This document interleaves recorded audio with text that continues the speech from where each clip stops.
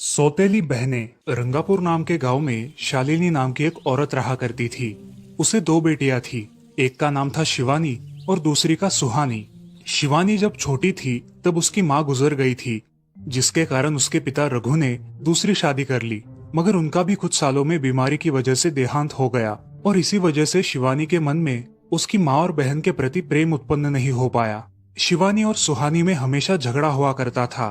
दोनों भी बहनें एक दूसरे से कभी प्यार से बात नहीं करती थी। शालिनी ये सब देख बड़ी चिंता में रहा करती थी। ऐसे ही एक दिन, शिवानी सुहानी, चलो आ जाओ, खाना खा लो। हाँ माँ आई। हाँ माँ, मैं भी आई।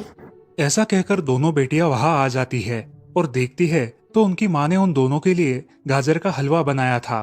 वो देख सुहानी और शिवानी बहुत खुश हो जाती है। माँ, तुमने ये हलवा मेरे लिए बनाया है? मुझे बहुत पसंद है।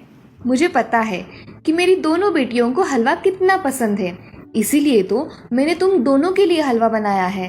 और मेरे लिए माँ? अरे हाँ बेटी, मैंने तुम्हारे लिए भी बनाया है। चलो अब जल्दी से खा लो, तुम दोनों को कॉलेज भी तो जाना है ना। जी माँ, मैं ये कटोरी ले लूँ? मुझे जल्दी पहुँचना है कॉलेज में। हाँ ले लो।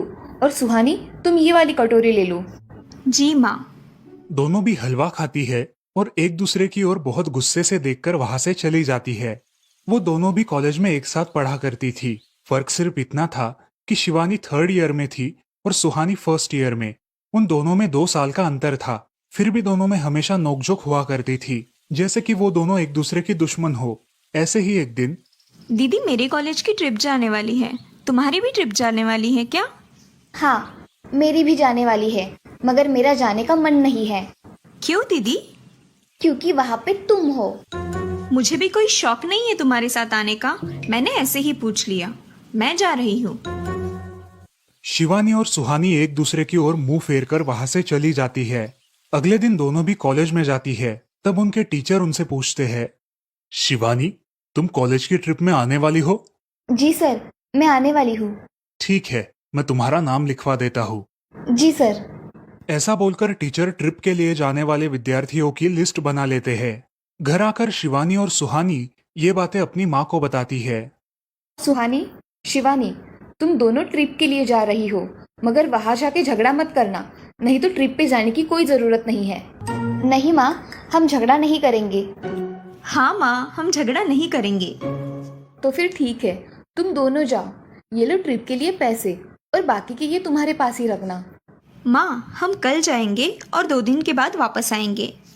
ठीक है, चलो अब सो जाते हैं, कल तुम दोनों को निकलना है। अब वो सब खाना खाकर सो जाती है। अगले ही दिन सुबह उठकर वो दोनों भी अपने अपने बस में बैठकर ट्रिप के लिए निकल जाती है और इधर शालिनी अपने काम में व्यस्त हो जाती है। ऐसे ही कुछ देर बाद शालिनी को शिवानी का फोन आता है। माँ, हम दोनों यहाँ ट्रिप की जगह पहुँच गए हैं। अच्छा बेटी, तुम दोनों ठीक हो ना? हाँ माँ, मैं रखती हूँ, हमें यहाँ अलग अलग स्पॉट देखने जाना है। ठीक है, और जब वक्त मिले तो फोन कर देना। हाँ माँ, अपना और सुहानी का ख्याल रखना। हाँ माँ। फोन रखने के बाद शिवानी और उसके क्लास के सारे दोस्त वहाँ की एक जगह देखने जाते हैं। सुहानी भी उसके क्लास के साथ एक दूसरी जगह देखने निकल जाती है। सारे बच्चे एक साथ घूमकर वापस आते हैं। शिवानी सुहानी को ढूंढती है, मगर सुहानी उसे कहीं दिखाई नहीं देती। इसीलिए शिवानी को बड़ी चिंता होने लगती है। अरे, ये सुहानी कहाँ रह गई? इसका तो कुछ भी पता नहीं, कहाँ ढूंढूं इसे? तभी शिवानी को सुहानी दिखाई देती है और उसके जान में जान आ जाती है। सुहानी, कहाँ गई थी तुम? मुझे कितनी चिंता लग गई थी तुम्हारी। अरे, मैं यहाँ ही थी मेरी सहेलियों के साथ। मुझे कुछ नहीं हुआ। ऐसा बोलकर सुहानी वहाँ से चली जाती है। दूसरे दिन सब लड़के लड़कियाँ जल्दी उठकर अपनी तैयारी कर लेते हैं और पहाड़ पर जाने के लिए निकलते हैं। वो सब आज थोड़ा घूमकर शाम तक निकलने वाले थे। सब विद्यार्थी एक हिल स्टेशन देखने चले जाते हैं। शाम होने तक उस पहाड़ी का मजा उठाते हैं, लेकिन सुहानी बिना किसी को बताए उस पहाड़ी के एक अनजान हिस्से में चली जाती है। वहाँ का मनमोहक दृश्य देखते देखते गलती से उसका पैर फिसल जाता है और वो वहाँ से नीचे गिर जाती है। शाम हो जाने के कारण सभी विद्यार्थी वहाँ से निकलने लगते हैं और यहाँ सुहानी एक पेड़ के सहारे उस पहाड़ी की चोटी पर लटकी रहती है। शिवानी सभी विद्यार्थियों में अपनी बहन को ढूंढती है, लेकिन वो उसे कहीं नहीं मिलती। सुहानी को ढूंढते ढूंढते शिवानी वापस उसी पहाड़ी के पास आती है और उसे आवाज लगाती है। सुहानी, सुहानी कहाँ हो तुम? दीदी मैं यहाँ हूँ, बचाओ मुझे, मैं यहाँ हूँ। सुहानी की आवाज की ओर जाते ही उसे पता चलता है कि सुहानी पहाड़ी पर लटकी है। ये सब देखकर शिवानी बहुत घबरा जाती है।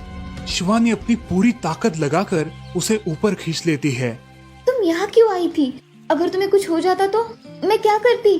माँ को क्या जवाब देती? दीदी मेरा पैर फिसल कर मैं वहाँ गिर गई। मैंने बहुत आवाज दी मगर मेरी आवाज किसी ने नहीं सुनी। तुम ढूंढती हुई आई और मुझे बचा लिया। तुम दुनिया की बेस्ट दीदी हो। हाँ सुहानी, चलो अब घर जाने के लिए देर हो जाएगी, बस निकल जाएगी। सुहानी को ऊपर खींचते वक्त शिवानी के हाथ पर बहुत सारे जख्म हो गए थे, इसीलिए सुहानी अपनी ओढ़नी फाड़कर उसके हाथ पे बांध देती है और अब वो दोनों बस के पास चले जाते हैं। क्या हुआ है शिवानी, हाथ से खून बह रहा है तुम्हारे? कुछ नहीं सर, मैं वहाँ पे गिर गई थी, अब मैं ठीक हूँ। टीचर और सारे छात्र गाड़ी में बैठकर घर जाने के लिए निकलते हैं।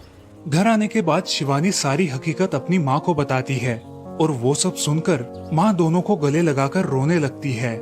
तुम दोनों एक दूसरे के साथ होते हो, इसीलिए मुझे कोई टेंशन नहीं रहता, मगर मेरी बच्चियों, खुद का भी ख्याल रखा करो। उस दिन के बाद दोनों सौतेली बहनों ने अपने बीच की सब नोकझोंक बंद कर दी और हंसी खुशी सगी बहनों की तरह रहने लगी। दोस्तों, इस कहानी से हमें ये सीख मिलती है कि हम सबको एक दूसरे के प्रति द्वेष की भावनाएं छोड़कर प्यार से रहना चाहिए।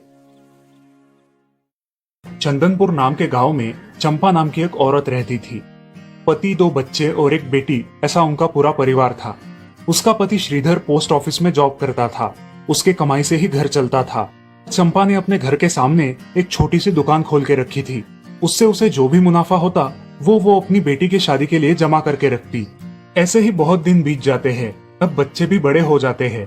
बड़ा बेटा अशोक डॉक्टर और छोटा बेटा रवि वकील बन जाता है और दोनों अपनी ट्रेनिंग पूरी करने लगते हैं।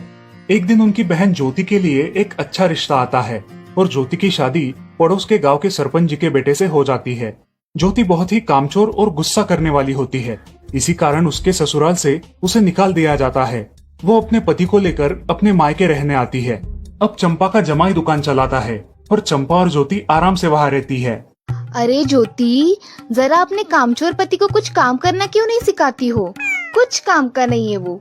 अरे हाँ माँ, उनके पिताजी ने तो उन्हें ही घर से निकाल दिया और हमारे माथे मर दिया। जाने दो, पति है। माँ और बेटी इसी तरह तानेबाजी करती रहती। अब बड़े बेटे अशोक की शादी उन्हीं के गांव के एक लड़की से करा दी गई, लेकिन उस लड़की से भी चंपा बहुत काम करवाती और वो बेचारी सासू माँ का आदर करके सब काम चुपचाप करती थी। एक दिन वो काम करके थक गई और एक जगह पर बैठ गई। ए कामचोर कमला, इतना सारा काम पड़ा है घर में, क्या वो तुम्हारा बाप आके करेगा? चलो उठ, काम कर। हाँ हाँ माँ जी, करती हूँ। ऐसा कह के कमला अपने काम पर लग जाती है और सारा काम खत्म कर देती है। चंपा अपने बेटे अशोक से घर आने के बाद चुगलियां किया करती थी। अशोक घर आकर कमला को बहुत भला बुरा कहता और कभी कभी तो उस पर हाथ भी उठाया करता था। ये सब रवि देखा करता था और रवि को बहुत बुरा लगता था। अशोक मारने आता तो रवि बीच में पड़ जाता और माँ बाप को डांटता था और वही झगड़ा खत्म हो जाता था। ऐसा बहुत दिन चलता रहा। रवि को रंजना नाम की एक लड़की बहुत पसंद थी, जो कि एक न्यूज रिपोर्टर थी। क्या तुम मुझसे शादी करोगी? मुझे तुम बहुत पसंद हो। हाँ, मगर रवि, तुम्हारे घर में तुम्हारी माँ का बर्ताव मुझे बिल्कुल पसंद नहीं है, इसीलिए पहले तुम इसका कोई हल निकालो। अरे रंजना, मैं हूँ ना तुम्हारे साथ, तुम्हें टेंशन की क्या बात है? मगर रवि, तुम भी अगर मुझे मारने पीटने लगे तो मैं तुम्हें कोर्ट में खींचूंगी। अरे हाँ बिल्कुल, वो तो तुम्हारा अधिकार है। अगले दिन रवि अपने घर में रंजना के बारे में बताता है। रवि की माँ चंपा उसे साफ मना कर देती है। रवि, तुम्हें कुछ समझ आता है या नहीं? अपनी बिरादरी की लड़की से शादी करो बेटा। इस घर में ये आखिरी शादी है और मेरे भी कुछ अरमान है बेटा। अजय, आप कुछ कहते क्यों नहीं? हाँ बेटा, तुम्हारी माँ सही कह रही है, तुम इसकी बात मान जाओ बेटा। नहीं पापा, मैं शादी करूंगा तो सिर्फ रंजना से, वरना मैं शादी नहीं करूंगा। सब चुप हो जाते हैं। अगले दिन रवि मंदिर से शादी करके घर आता है। सब अचरज से रवि की ओर देखते हैं और चुपचाप अपने कमरे में चले जाते हैं। कमला उन दोनों का स्वागत करती है और वो दोनों अपने कमरे में जाते हैं। कैसे लगा मेरा घर? अच्छा है, मगर सब मिलजुल के रहे तो और भी अच्छा होगा। रंजना, तुम्हें मेरी माँ को सबक सिखाना होगा, तभी घर के सारे सदस्य ठीक हो जाएंगे। ठीक है रवि, जैसा तुम चाहो। अगले दिन रंजना अपने घर के मंदिर में पूजा करने जाती है। तभी रुको, मेरे भगवान के मंदिर में तुम मत आओ, जाओ यहाँ से। ये कहकर सास रंजना को वहाँ से भगा देती है और घर के किसी भी काम को करने से मना कर देती है। तब क्या माँ जी, आज से मैं इस घर की बहू हूँ। इस घर पे मेरा भी उतना ही अधिकार है जितना कि आपका। क्या बोल क्या रही हो? निकल जाओ मेरे घर से। खबरदार अगर हाथ भी लगाया तो। पता है ना, मैं न्यूज रिपोर्टर हूँ। रातों रात खबर छाप दूंगी और कोर्ट के चक्कर लगेंगे वो अलग, समझिए आप। सास चुपचाप देखने लगी और उसकी बेटी और ससुर भी देखते ही रह गए। रंजना ने कमला से कहा, दीदी, मुझे आपसे काम है, आप मेरे कमरे में आइए। और हाँ, आज से खाना ज्योति दीदी आप बनाएंगी। अरे माँ, तुम कुछ बोल क्यों नहीं रही हो? ये मुझे काम करने को बोल रही है। अजी सुनते हो? चलो मेरी मदद करो। हाँ आता हूँ। ज्योति किचन का काम करने चली गई और सास बाहर का काम करने लगी। रंजना कमला को लेकर अपने कमरे में गई और उससे कहा, कमला दीदी, आप कुछ कहते क्यों नहीं? आप चुपचाप सह लेती हो, उसका ये नतीजा है। अब देखो दीदी कैसे काम कर रही है। आप कुछ काम करती थी क्या शादी के पहले? नहीं रंजना, मगर अब घर से ही अपना खुद का कुछ व्यवसाय शुरू करने का सोच रही हूँ। बहुत अच्छे दीदी, अब आप किसी से मत डरिए, हम हैं आपके साथ। सच में किसी के साथ होने का कितना महत्व होता है। अब उसकी सासू माँ ही घर के सारे काम करने लगी थी और ज्योति को काम करवाने की वजह से ज्योति भी अपने ससुराल जाने की सोच रही थी। अजी, यहाँ तो काम वाली से भी ज्यादा बुरी हालत हमारी हो गई है। चलो हम हमारे घर चलते हैं, सब है हमारे यहाँ। अरे रे, आप कहाँ चली? अभी भी काम बाकी है। ज्योति का पति रंजना से धन्यवाद कहता है और ज्योति को लेकर अपने घर चला जाता है। अब सासू माँ एक दिन पूरा काम करके इतना थक जाती है कि उसके बदन में बहुत दर्द होने लगता है। तब दोनों बहू सास के पास चली आती है और एक बहू सास के पैर दबाती है तो दूसरी बहू सर दबाती है। सासू माँ उठकर रोने लगती है। मुझे माफ कर दो मेरी बेटियों, अब से कभी ये गलती नहीं होगी। सास को उसके किए पर पछतावा होता है और ये देखकर घर के सभी सदस्य बहुत खुश हो जाते हैं। रवि और रंजना भी बहुत खुश होते हैं। वाह बहू, जो आज तक नहीं हुआ वो तुमने करके दिखाया। बहू हो तो ऐसी। रंजना अपने बर्ताव के बदले माफी मांगती है और अब सब लोग खुशी खुशी रहने लगते हैं। तो दोस्तों, इस कहानी से हमें ये सीख मिलती है कि हम सब मिलके परिवार बनता है और हम सब परिवार का महत्वपूर्ण अंग होते हैं। परिवार के काम मिल बांट कर करना ये हमारी वैयक्तिक जिम्मेदारी है।